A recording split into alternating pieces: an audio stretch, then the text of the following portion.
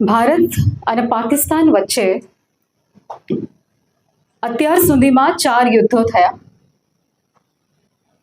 સૌથી પહેલું યુદ્ધ થયું 1947માં, જ્યારે આપણો દેશ આઝાદ થયો. 1947ના યુદ્ધનો મુદ્દો હતો કાશ્મીર, અને એ મુદ્દામાં ભાગ પડ્યા આપણા દેશના. એમાં ગિલગિટ બાલ્ટિસ્તાન નામનો પ્રદેશ એ પાકિસ્તાને લીધો. કાશ્મીરનો 1/3 જેટલો ભાગ પાકિસ્તાને લીધો, જેને એ લોકો આઝાદ પાકિસ્તાન તરીકે આઝાદ કાશ્મીર તરીકે ઓળખે છે, અને બાકીનો 2/3 જેટલો ભાગ ભારતને મળ્યો. આ યુદ્ધમાં અનેક સૈનિકો શહીદ થયા. યુદ્ધ વિરામ થયું. ભારત અને પાકિસ્તાનનું બીજું યુદ્ધ થયું 1965માં. 1965માં ફરીથી મુદ્દો હતો કાશ્મીર. પાકિસ્તાનને કાશ્મીર જોઈએ અને ભારતને કાશ્મીર છોડવું નથી. આપણી શાન છે, આપણા દેશનો તાજ છે. અને આ 1965ના યુદ્ધમાં બંને તરફ અનેક સૈનિકો ઘાયલ થયા, અને એ વખતે વચ્ચે આવ્યું સોવિયત યુનિયન અને યુએસએ. સોવિયત યુનિયન, જેને આપણે યુએસએસઆર કહીએ છીએ, અત્યારે એના 15 દેશો છૂટા પડ્યા છે. એ વખતે 1965ની અંદર સોવિયત યુનિયન એક હતું. 1965ના યુદ્ધ પછી ત્રીજું યુદ્ધ થયું 1971માં. મુદ્દો કાશ્મીર નહોતો, મુદ્દો હતો બાંગ્લાદેશ. 1971માં બાંગ્લાદેશ ભારતથી છૂટું પડ્યું. એ વખતની પરિસ્થિતિ તમે જુઓ, આ તરફ બાંગ્લાદેશ, આ તરફ પાકિસ્તાન. આપણા સૈનિકો બંને બાજુ લડે. પાકિસ્તાનની અંદર સૈનિકોએ ચઢાઈ કરી આપણા ભારતના, અને 5795 સ્ક્વેર માઇલ આટલો એરિયા આપણા ભાગે આવી ગયો પાકિસ્તાનનો. અને પછી ફરીથી કેટલાક દેશોએ વચ્ચે આવીને આ યુદ્ધને વિરામ આપ્યો. 1971ના યુદ્ધમાં ના પાકિસ્તાન જીત્યું, ના ભારત જીત્યું. બંને વચ્ચે સુલેહ કરાવવામાં આવી અને યુદ્ધ વિરામ થયું. આપણું LOC તમને ખબર છે, લાઇન ઓફ કંટ્રોલ, એ પાર કરીને પાકિસ્તાની સૈનિકો આપણા દેશમાં આવી ગયા. આ તરફ આપણા સૈનિકોએ મોંતોડ જવાબ આપ્યો. 4000 સૈનિકો એ લોકોના બોર્ડર ઉપર ઘાયલ થયા, અને આ બાજુ 527 ભારતીય સૈનિકો શહીદ થયા કારગિલના યુદ્ધની અંદર. એ વખતે પરિસ્થિતિ એટલી ખરાબ. કારગિલ, આ શબ્દ હું તમને કહું ને તો એનો એરિયા તમે ઇમેજિન કરી શકો. બરફથી ઢંકાયેલો એરિયા, -30 ડિગ્રી, -35 ડિગ્રી, આવા ટેમ્પરેચરમાં 2 મહિના સુધી આ યુદ્ધ ચાલ્યું. ભારત દેશ જીતી ગયો, અને આ બાજુ પાકિસ્તાનમાં જે સૈનિકો હતા એ ભારતની સરહદ ઉપર એ લોકોની લાશો પડી હતી. એવું કહેવાય છે કે પાકિસ્તાનના લોકો એમના સૈનિકોની લાશ લેવા માટે પણ નથી આવ્યા. એ લોકોનો અગ્નિ સંસ્કાર આપણા સિપાહીઓએ કર્યો છે, ઇન્ડિયન આર્મીએ કર્યો છે. આ આપણા દેશની સંસ્કૃતિ છે. આ 4 યુદ્ધ થયા. એના પહેલા થોડુંક પાછળ જઈએ. 1987, 1987નો વર્ષ. એ દરમિયાન એક ઓપરેશન થયું. એ ઓપરેશનનું નામ ઓપરેશન મેઘદૂત. આ ઓપરેશન ચલાવવામાં આવ્યું સિયાચીન ઉપર. સિયાચીન એ આપણા દેશની સૌથી ઊંચી ટોચ છે, જે યુદ્ધ ક્ષેત્ર તરીકે ગણાય છે. 1987ની સાલ સિયાચીન ઉપર એ વખતે બ્રિગેડિયર હતા પાકિસ્તાનના પરવેઝ મુશરફ, અને મુશરફે અડધી રાત્રે ચઢાઈ કરી સિયાચીનનો ભાગ એમને જીતી લીધો.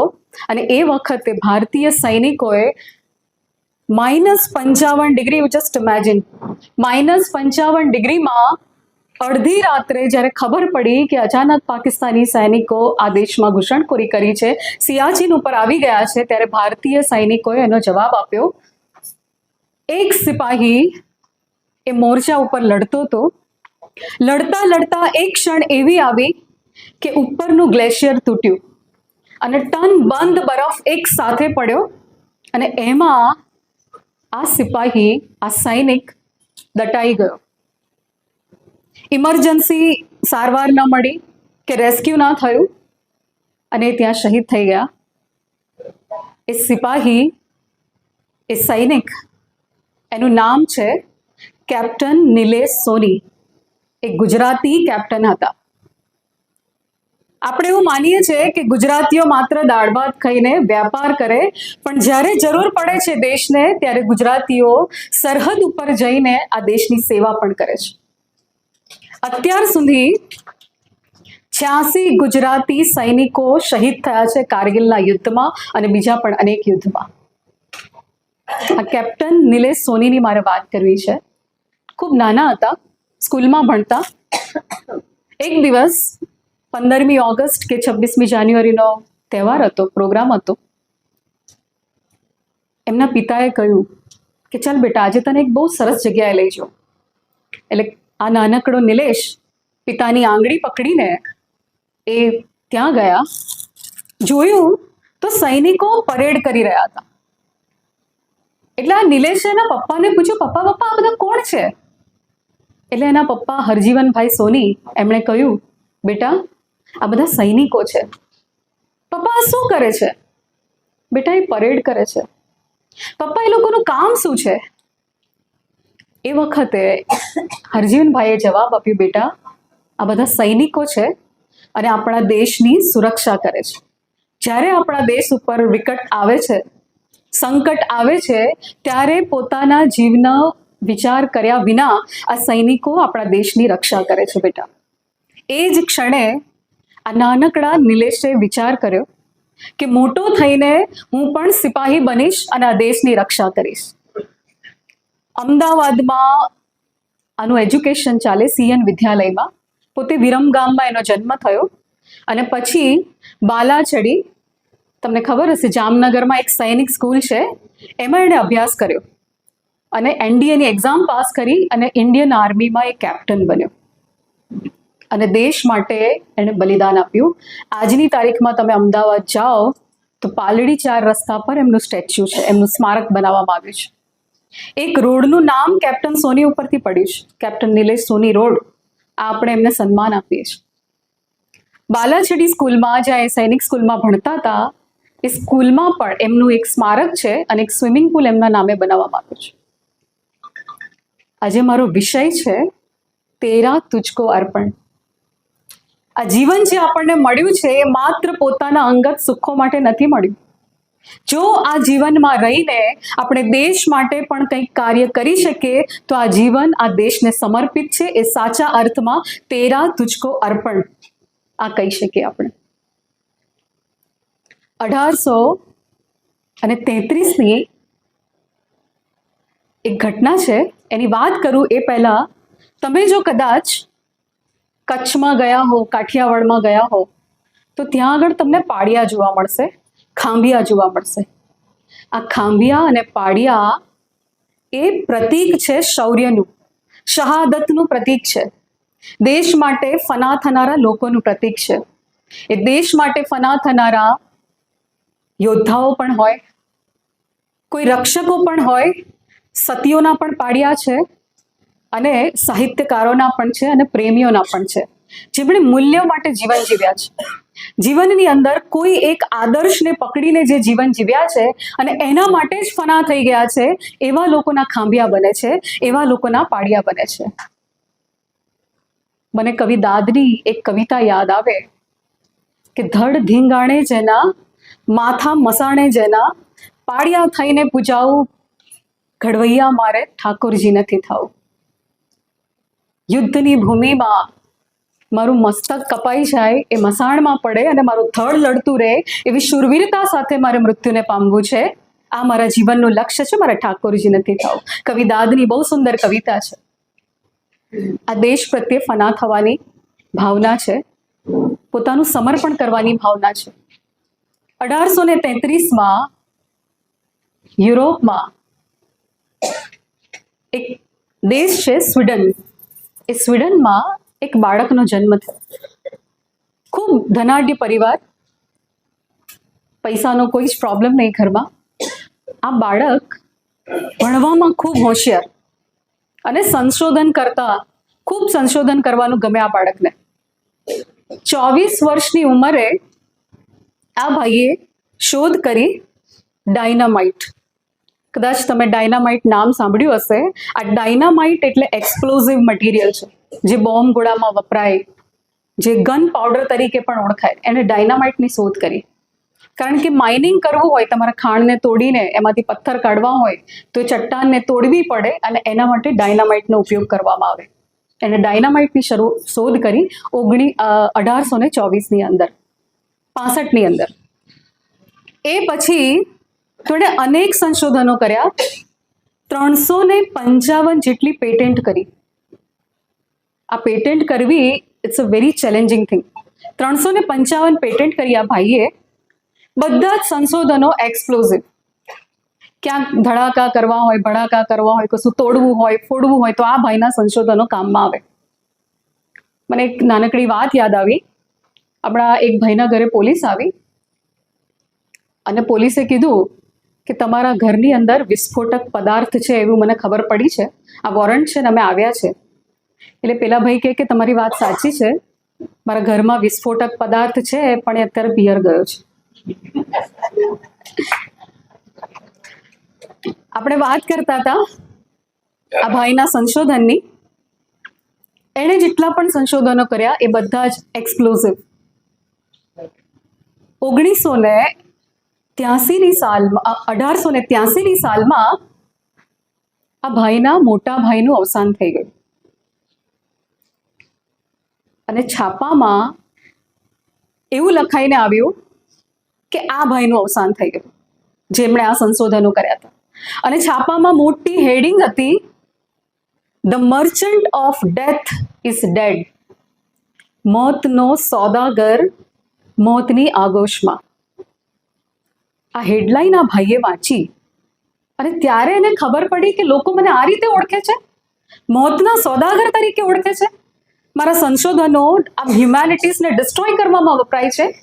આ માણસ જાતને નુકસાન કરી રહ્યું છે મારું જે સંશોધન છે, અને લોકો મને મર્ચન્ટ ઓફ ડેથથી ઓળખે છે. એને લાગી આવ્યું, ખૂબ દુઃખ થયું એને.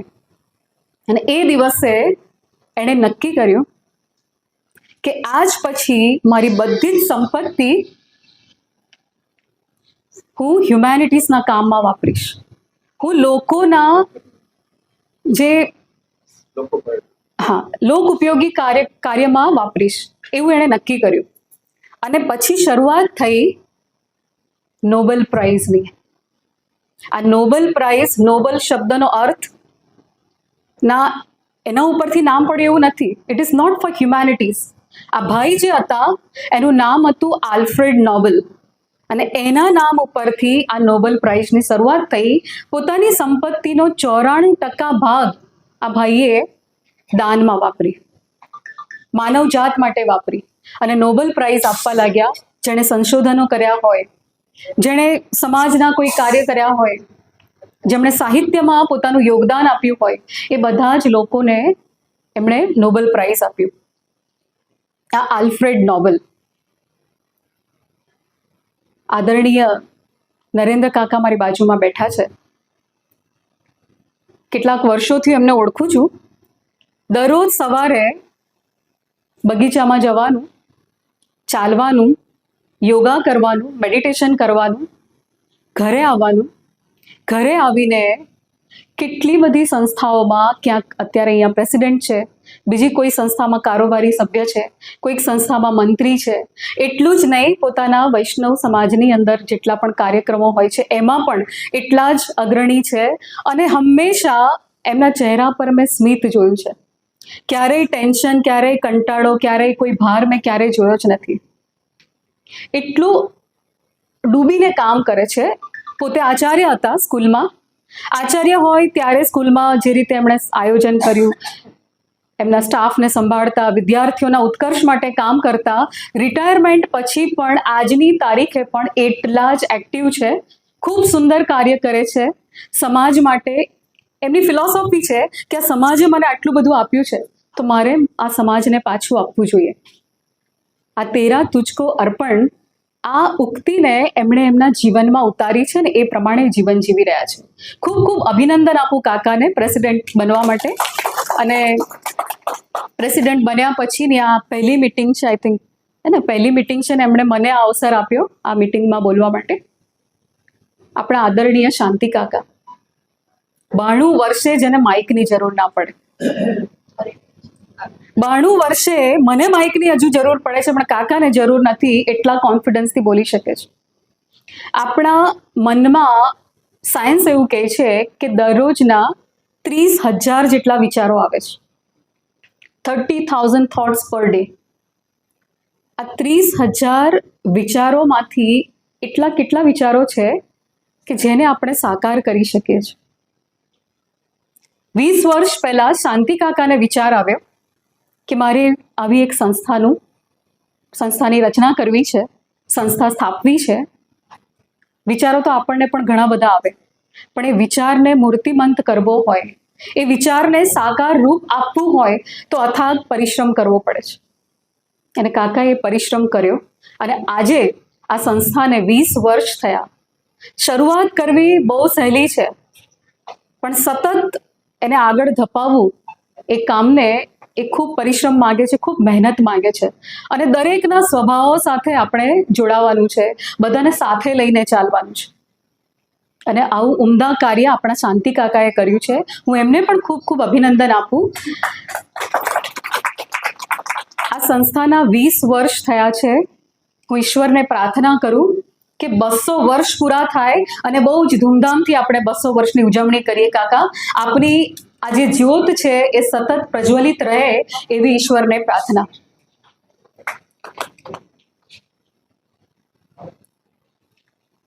શ્રીમદ ભગવદ્ ગીતામાં 18મા અધ્યાયના 5મા શ્લોકમાં એવું લખ્યું છે કે 3 વસ્તુઓ ખૂબ અગત્યની છે, ભગવાન શ્રી કૃષ્ણ કહે છે. અને આ 3 વસ્તુઓ જો આપણે કરીએ તો આપણું જીવન પવિત્ર થાય છે, આપણું મન પવિત્ર થાય છે. આ શ્લોકમાં કહ્યું છે યજ્ઞ દાન તપશ્ચૈવ પાવનાની મનીષિણામ. યજ્ઞ દાન તપશ્ચૈવ પાવનાની મનીષિણામ ન ત્યાજ્યમ કાર્યમેવ તત. આ 3 કાર્યોને ક્યારેય છોડવાના નથી. આ 3 કાર્ય જે કરે છે એનું મન પવિત્ર થાય છે. તો યજ્ઞ કોને કહેવાય? આપણે યજ્ઞ કુંડની અંદર અગ્નિ પ્રજ્વલિત કરીએ, એમાં જવ તલની સમીધ નાખીએ, એમાં આપણે અર્પણ કરીએ, એને યજ્ઞ કહી શકાય. એ કર્મકાંડ છે. પણ આપણે આપણા કર્મો થકી પણ યજ્ઞ કરી શકીએ. 45 ડિગ્રી તાપમાન હોય, બપોરના 12 વાગ્યા હોય, જનતા ચોકડી કે ભાઈ કાકા ચોકડી પર પેલા ટ્રાફિક પોલીસ ઊભા હોય, ક્યારેક એમની પાસે જઈને એક શેરડીના રસનો ગ્લાસ જો એમને આપી શકીએ ને તો આ યજ્ઞ છે. 12મા ધોરણની પરીક્ષામાં કોઈ વિદ્યાર્થી પરીક્ષા આપવા જતો હોય, એના હાથમાં એક ગુલાબનું ફૂલ આપીને બેટા ઓલ ધ બેસ્ટ, તે બહુ મહેનત કરી છે, તારું પરિણામ સારું આવશે, મારી શુભેચ્છા, આવા શબ્દો જો આપણે વિદ્યાર્થીને કહી શકીએ ને તો આ યજ્ઞ છે.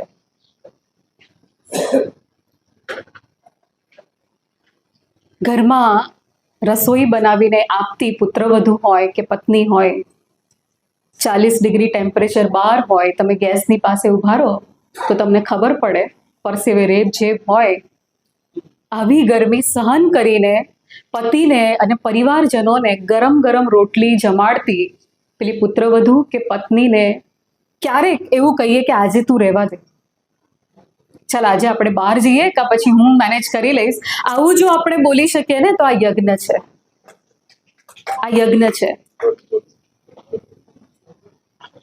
અનેક પ્રકારના યજ્ઞો આપણા કર્મ થકી આપણે કરી શકીએ. બીજું છે દાન. યજ્ઞ દાન તપશ્ચૈવ. બીજું છે દાન. દાન માટે શ્રીમદ ભગવદ્ ગીતામાં એવું લખ્યું છે કે દાનના 3 પ્રકાર છે. પહેલો પ્રકાર છે સાત્વિક દાન, બીજું રાજસિક દાન અને ત્રીજું છે તામસિક દાન.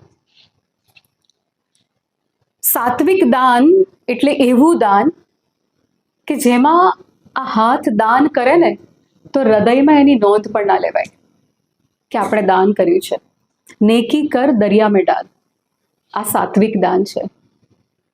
મેં ઘણા એવા લોકોને જોયા છે કે જીવનમાં ક્યારેક કોઈને મદદ કરી હોય, કોઈ વ્યક્તિ સ્ટ્રગલ કરી રહ્યું હોય, સંઘર્ષ કરતું હોય જીવનમાં આગળ વધવા માટે, એ ભાઈ એને મદદ કરે અને પેલા ભાઈ જીવનમાં સફળ થઈ જાય, ખૂબ આગળ વધી જાય. પછી વારા ઘડીએ એ ભાઈને કહેશે, આ અહીંયા સુધી પહોંચ્યો ને એ આપણા લીધે, આ હું ના હોત ને તો આ ક્યાંયનો ના રહેત. આ બધું જે એને મળે છે ને સફળતા, એ દિવસે જો મેં આટલી મદદ ના કરી હોત ને તો આ ક્યારેય આગળ ન વધી શક્યો.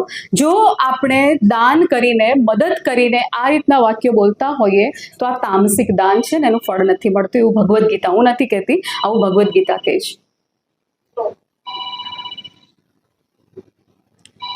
હમણાં ડિસેમ્બર 2024માં આપણા ગુજરાતી સંગીતકાર અને ગીતકાર, એમનું નામ પુરુષોત્તમભાઈ ઉપાધ્યાય, અદ્ભુત સંગીત આપ્યું છે, સંગીત સમ્રાટ કહેવાય. આ પુરુષોત્તમ ઉપાધ્યાય આદરણીય, એમનું અવસાન થયું ડિસેમ્બર 2024માં. એમના જીવનનો એક પ્રસંગ એ કહેતા, આપણે બધાએ ગૌરવ લેવા જેવું છે, કારણ કે પુરુષોત્તમભાઈ ઉપાધ્યાય મૂળ ચરોતરના, ઉત્તર સંડામાં એમનો જન્મ થયો. નાના હતા ત્યારે નાટકોમાં ભાગ લે, મોટા થયા એટલે સંગીતનું ઘેલું લાગ્યું. એટલે પુરુષોત્તમભાઈ ઉપાધ્યાય કોઈને પણ કહ્યા વિના ઘરેથી મુંબઈ ચાલ્યા ગયા. મુંબઈ ગયા, ત્યાં કોઈ ઓળખે નહીં. અંદરથી સંગીત પ્રગટે અને બહાર આવવું હોય, વ્યક્ત થવું હોય, અને ત્યાં એક ભાઈએ એમને મદદ કરી. પછી તો એ ખૂબ આગળ વધ્યા. કલ્યાણજી આનંદજીભાઈ સાથે પણ એમણે સંગીત આપ્યું. દિવસો જુદાઈના જાય છે, જશે જરૂર મિલન સુધી, આવા અનેક પ્રખ્યાત જે ગુજરાતી ગીતો, ગઝલો છે એ આપણા પુરુષોત્તમભાઈ ઉપાધ્યાયે ગાઈ અને એનું કમ્પોઝિશન પણ કર્યું.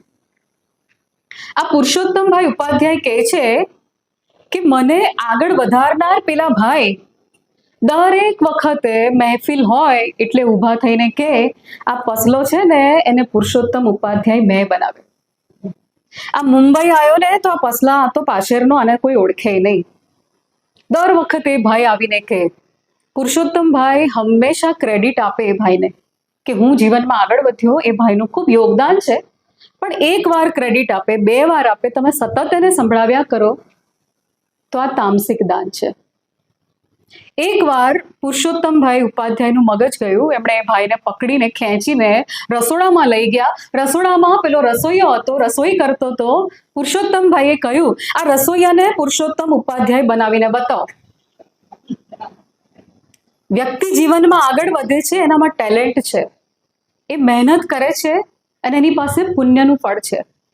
આ 3 વસ્તુ ભેગી થાય ને ત્યારે માણસ પ્રગતિ કરે છે, ત્યારે સમાજમાં એ પ્રતિષ્ઠા પામે છે, એક નામ બનાવી શકે છે. કોઈ વ્યક્તિ ખૂબ ઊંચા સ્થાન પર પહોંચી જાય અને પછી તમને યાદ કરે તો એની ઉદારતા છે, પણ એ તમને યાદ કરે એવી ઈચ્છાઓ રાખવી એ તામસિક દાન છે, એવું શ્રીમદ ભગવદ્ ગીતા સમજાવે છે.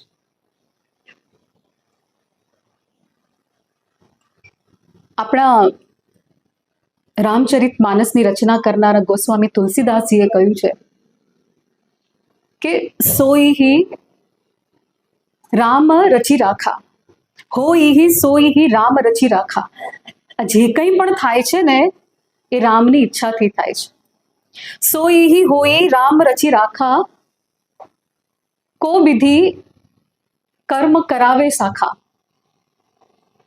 બહુ સુંદર આ ગોસ્વામી તુલસીદાસજીએ રામચરિત માનસની અંદર આ એક પંક્તિ આપી છે અને કહે છે કે વ્યક્તિ જીવનમાં આગળ વધે, સફળતા પામે, એ બધું જ ઈશ્વરની ઈચ્છાઓ છે અને પોતાની મહેનત છે અને ખૂબ એના કાર્ય કર્યા હોય. આપણને હંમેશા ફિનિશ પ્રોડક્ટ દેખાય છે. કોઈ વ્યક્તિ ખૂબ આગળ વધે, સફળ થાય એટલે આપણે કહીએ કેટલો નસીબદાર છે, પણ એ નસીબદાર વ્યક્તિની મહેનત આપણે નથી જોઈ. સચિન તેંડુલકરને આગળ વધારનાર એમના ગુરુ રમાકાંત આચરેકર પહેલા કોચ હતા શિવાજી પાર્કમાં. એમને શીખવાડનારા સચિન તેંડુલકરને હતા રમાકાંતભાઈ આચરેકર. રમાકાંત આચરેકરે એવું ક્યારેય નથી કહ્યું કે આ સચિનને ગોડ ઓફ ક્રિકેટ બનાવનાર હું હતો. જો હું ના હોત ને તો આ સચિન તેંડુલકર ક્યારેય જીવનમાં આગળ વધી જ ન શક્યો હોત. રમાકાંતભાઈએ ક્યારેય એવું નથી કહ્યું. કારણ કે રમાકાંત આચરેકરે તો વિનોદ કાંબલીને પણ શિક્ષા આપી હતી, એમને પણ એટલું જ કોચિંગ આપ્યું હતું. તો એ ભાઈ પણ આગળ વધવા જોઈએ.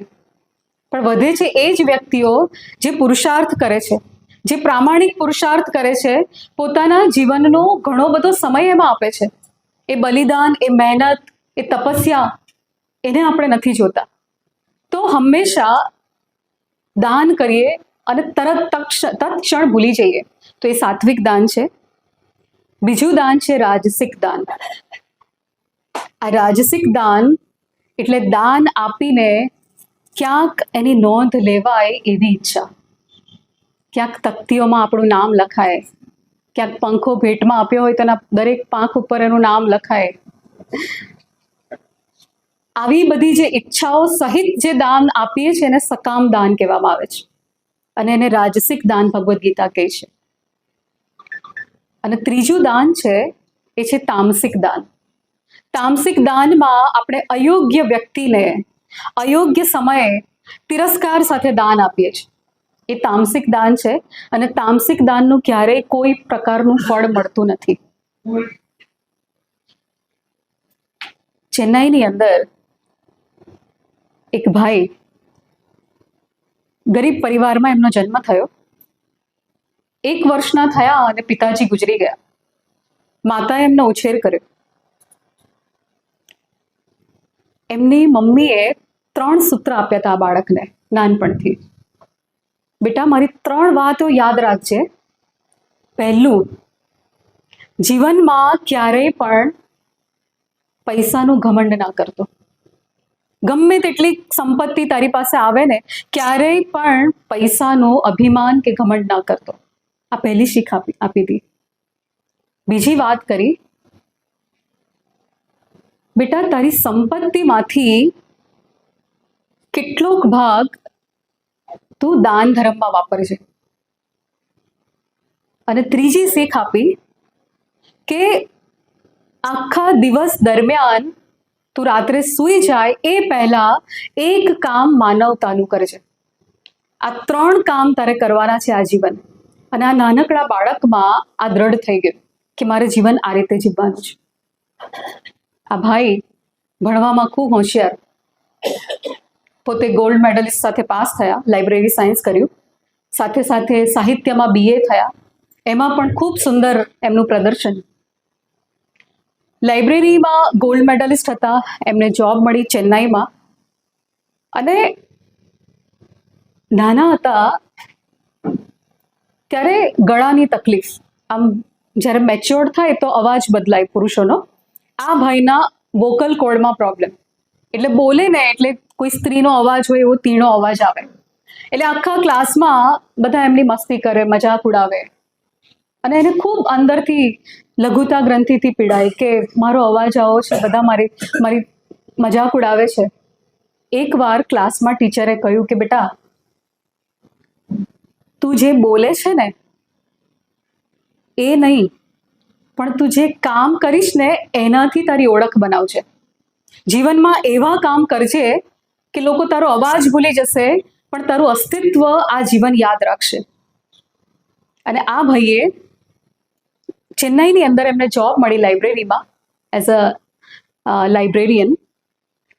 પહેલો દિવસ જોબનો ચેન્નાઈની ઝૂંપડપટ્ટીમાં ગયા, અનાથ બાળકોને જોયા અને હૃદય દ્રવી ઉઠ્યું.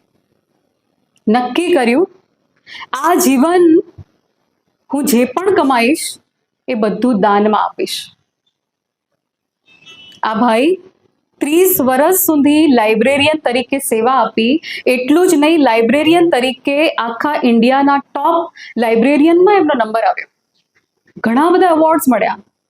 30 વર્ષના સેવા કાર્ય દરમિયાન પોતાની બધી જ સેલરી એમણે દાનમાં આપી. 100%, 1 રૂપિયો ઘરે નહીં લઈ જવાનો. અને પોતાની રોજીરોટી માટે જોબ પતી ગયા પછી સાંજે હોટલમાં જઈને વેટરનું કામ કરે. અને વેટરનું કામમાં એમને જે વેતન મળે એનાથી 2 ટાઈમ એમનું ભોજન મળતું. અને સાદા કપડાં પહેરતા. બસ 30 વર્ષ સુધી એમણે કામ કર્યું. અને રિટાયર્ડ થયા પછી પણ એમને અમેરિકાએ એવોર્ડ આપ્યો. ઘણીવાર આપણી ઓળખ અમેરિકા દ્વારા થતી હોય છે. વ્યક્તિ ભારતની અંદર ઘણું બધું કામ કર્યું. વિવેકાનંદ અમેરિકા ગયા પછી ઓળખાયા. એવા કેટલાય મહાનુભાવોના હું તમને નામ આપું. એ વિદેશમાં ગયા, ત્યાંના લોકોએ નોંધ લીધી અને પછી ભારતમાં એમની નોંધ લેવાઈ. આ ભાઈની નોંધ લીધી વિદેશમાં, યુએનએ, ઘણા બધા દેશોમાં. અને 30 કરોડ રૂપિયાનું દાન અમેરિકન ગવર્મેન્ટે એમને આપ્યું. 30 કરોડના દાનમાંથી 1 પણ રૂપિયો પોતાના માટે રાખ્યા સિવાય એમણે બધા જ રૂપિયા ચેરિટીમાં વાપર્યા. આમ તો આપણે સાંભળ્યું છે કે બાળકને આપણે દત્તક લઈએ, પણ આ ભાઈને દત્તક લીધા છે ફેમસ એક્ટર રજનીકાંતે.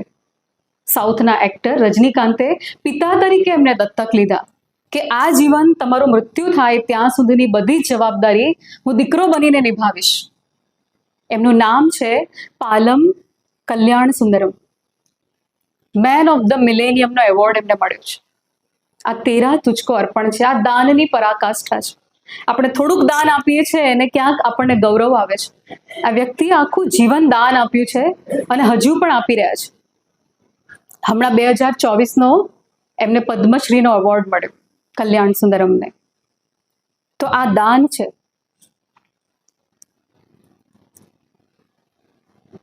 પહેલું હતું યજ્ઞ, બીજું હતું દાન અને ત્રીજું છે તપ. તપ એટલે સંયમ. આપણે દરરોજ દાળ ભાત શાક રોટલી જમીએ, કંઈક બીજું જમીએ તો એક દિવસ એનો સંયમ કરીએ તો એને તપ કહેવાય. આપણે 11 કરતા હોઈએ, પૂનમ કરીએ, ક્યારેક શ્રાવણ મહિનો કરીએ, ઘણા લોકો ચાતુર્માસ કરે, તો આ એક તપનો પ્રકાર છે જેમાં આપણે ભોજનને છોડી દઈએ છીએ કે એમાં સંયમ રાખીએ છીએ. 11ની વાત કરું તો 11ના દિવસે 11 દિવસનું ભેગું જમતા હોય છે. એટલી બધી વાનગી થાળીમાં જોવા મળે કે મને એમ થાય કે ઉપવાસ કર્યો છે. જનરલી પેટને આરામ આપીએ, પણ 11ના દિવસે આપણે જુલમ કરીએ છીએ પેટ ઉપર. આ તપ નથી. તપમાં સંયમ હોય છે. તપ એટલે ત્યાગ. અને તપની વાત કરું, ત્યાગની વાત કરું, સમર્પણની વાત કરું તો એક માના સમર્પણની તોલે આ વિશ્વમાં કોઈ ના આવી શકે. માં જે સમર્પિત થઈ શકે છે એ નિસ્વાર્થ ભાવે થઈ શકે છે. માટે જ ઈશ્વર પછી કોઈનું સ્થાન હોય તો એ માને આપ્યું છે. એ માતાનું સ્થાન છે.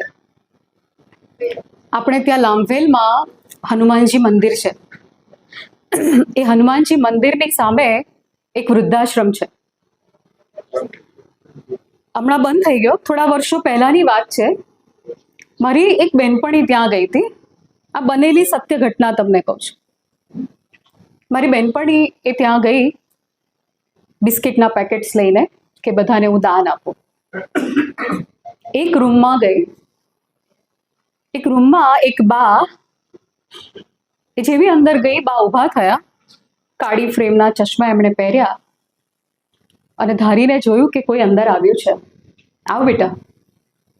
બા તમારા માટે આ બિસ્કિટ લાવી હતી બા. બાએ પલંગ નીચેથી એક સ્ટીલનો ડબ્બો કાઢ્યો અને કીધું બેટા આ સ્ટીલના ડબ્બામાં મૂકી દે. એ ડબ્બામાં પહેલેથી જ ઘણી બધી વસ્તુઓ હતી. ચવાણું હતું, કોઈક બીજાએ કંઈક આપ્યું હતું, મીઠાઈ હતી. આખો ડબ્બો ભરાઈ ગયો. એ બાએ કહ્યું બેટા એક કામ કરીશ. હા બા બોલો ને, શું કામ છે? બાએ કહ્યું કે હું તને છે ને એક નંબર આપું છું, તું તારા ફોનમાંથી એ નંબર પર વાત કર અને એટલું કહેજે કે વૃદ્ધાશ્રમમાંથી તારા બાએ કહ્યું છે કે ડબ્બો ભરાઈ ગયો છે. બસ તું બેટા આટલું જ કહેજે. એટલે મેં કહ્યું કે બા તમારી પાસે પણ ફોન છે ને, તમારી પાસે નંબર પણ છે. તો બાએ કહ્યું કે મારી પાસે નંબર પણ છે, ફોન પણ છે, પણ હું ફોન કરીશ ને તો ફોન કટ કરી દેશે, મારી સાથે વાત નહીં કરે, એટલે તમે વાત કરો. ફોન કર્યો, સામે એક ભાઈએ ફોન ઉપાડ્યો. મેં કહ્યું કે વૃદ્ધાશ્રમમાંથી બોલું છું અને બાએ એવું કીધું છે કે ડબ્બો ભરાઈ ગયો છે. મારે આટલું જ કહેવાનું હતું. સામે પેલા ભાઈએ હા કહ્યું, ફોન કટ કર્યો. બાને પૂછ્યું કે બા ડબ્બો ભરાઈ ગયો છે, એની પાછળ શું રહસ્ય છે? એટલે બા કે બેટા એમાં એવું છે ને કે આ તારા જેવા કેટલા બધા લોકો મને મળવા આવે. બધા જ કોઈક બિસ્કિટ લાવે, કોઈ ચવાણું લાવે, કંઈક મીઠાઈ લાવે, કંઈક ને કંઈક આપી જાય. હવે મારા 85 વર્ષ થયા, મને પચે નહીં, મારાથી ચવાય નહીં, જમાય નહીં, એટલે હું આ ડબ્બામાં બધું ભેગું કરું અને આ ડબ્બો ભરાઈ જાય ને એટલે મારા દીકરાને ફોન કરાવું કે ડબ્બો ભરાઈ ગયો છે, આવજે. બેટા તમે ફોન કર્યો ને, હમણાં કલાકમાં જ આવશે. મારી સાથે વાત પણ નહીં કરે, એ ડબ્બો લઈ જશે, ઘરે જઈને ખાલી કરીને ખાલી ડબ્બો મને આપી જશે. મેં કીધું બા, જેને તમારી સાથે વાત પણ નથી કરવી, જેને તમારા માટે સહેજ પણ લાગણી નથી, તમને પૂછતા પણ નથી, એવા વ્યક્તિ માટે તમે ડબ્બો ભરીને મૂકી રાખો છો. અને એ વખતે બાએ જે જવાબ આપ્યો એ સમર્પણની પરાકાષ્ઠા. બા કહે છે શું કરું બેટા, એને માં છું ને, ખાલી ડબ્બો કેવી રીતે મારા દીકરાને આપું? મારો દીકરો કદાચ મને ભૂલી શકે, પણ મેં તો એને જન્મ આપ્યો છે, એને મોટો કર્યો છે, હું એને કેવી રીતે ભૂલી જાઉં? આ વિશ્વની કોઈ માં ક્યારે પણ ખાલી ડબ્બો આપતી જ નથી. એમાં વાત્સલ્ય ભરીને આપે છે ને એમાં પ્રેમ ભરીને આપે છે. માટે જ માના તોલે આ દુનિયામાં કોઈ વ્યક્તિ ના આવી શકે. ઈશ્વર પછીનું સ્થાન માને આપવામાં આવ્યું છે. આ સમર્પણની ભાવના, આ તપની ભાવના છે, આ તપ છે. આપણે ત્યાં 1972-73ની સાલમાં ક્રિકેટ રમાતી હતી, વન ડે ઇન્ટરનેશનલ 60 ઓવર્સની, 60 ઓવરની મેચ. 1983 સુધી 60 ઓવરની મેચ ચાલે, બહુ લાંબી, લોકો થોડા કંટાળે. 60 ઓવરની મેચમાં ખેલાડી 60% ડિફેન્સિવ રમે અને 40% એગ્રેસિવ રમે. પછી 1983માં 50-50 આવી, 50 ઓવરની મેચ. આ મેચમાં ખેલાડી 50% ડિફેન્સિવ રમે અને 50% એગ્રેસિવ રમે. લોકોનો ઇન્ટરેસ્ટ થોડો વધ્યો, વધારે જોવા માટે ઓડિયન્સ આવવા લાગ્યું. પછી 2003ની સાલમાં આઈસીસી, ઇન્ડિયન ક્રિકેટ, આપને ખબર છે, તો આઈસીસીએ T20 લોન્ચ કરી. ઓડિયન્સનો ઇન્ટરેસ્ટ ઓર વધ્યો, ઘણા બધા લોકો આવવા લાગ્યા અને 2020માં પહેલા જ બોલથી ખેલાડી એગ્રેસિવ રમે, કારણ કે એની પાસે સમય ઓછો છે, એની પાસે ઓવરો ઓછી છે. પહેલા જ બોલથી 6 અને 4ના ટાર્ગેટ સાથે એ ગેમ રમે અને 60 ઓવરની મેચમાં જે સ્કોર થતો હતો એનાથી પણ વધારે 2020 મેચમાં સ્કોર થવા લાગ્યો. કેમ? જ્યારે સમય હોય ત્યારે બમણા જોશથી રમવાનું હોય, એક બોલને રમવાનું હોય. આપના જીવનની પણ આ 2020 શરૂઆત થઈ છે.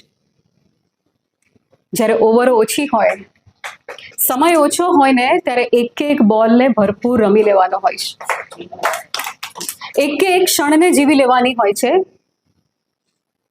જેટલી ઓવરો બાકી છે, મારા ભાગે હું મેદાનમાં ઊભો રહીશ, પિચ ઉપર બેટ લઈને, સામે આવનારા બોલ ફૂલટોસ પણ હોય, શોર્ટ બોલ પણ હોય, યોર્કર પણ હોય અને બાઉન્સર પણ હોય, પણ મારે પિચ પર ઊભા રહીને શોર્ટ ડ્રાઈવ રમવું, લોંગ ડ્રાઈવ રમવું, ઓન ડ્રાઈવ રમવું, ઓફ ડ્રાઈવ રમવું, સ્વીપ રમવું કે રિવર્સ સ્વીપ રમવું, એ મારા હાથમાં છે.